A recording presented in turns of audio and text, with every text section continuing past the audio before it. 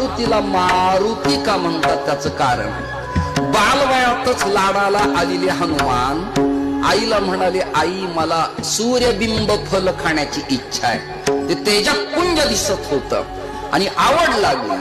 विचारलं, मैया या फळाला देठ कुठे, याची पर्ण कशी आहेत, याला पाणी कोण घालतं, आणि फळ तर मला खायचं आहे. असं करत करत 17 उड्डाणी हुंकार बदणी.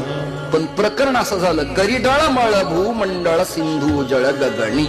धरणी कंप झाला, अंग कंपायमान झालं, पृथ्वीला चिरा पडायला लागल्या, पाणी खळखळ व्हायला लागलं, वायू घाबरला, गेले.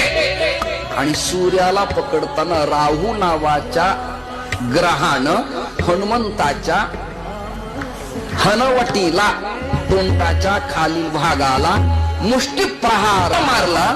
बालवयातल्या मारुतीची हनवटी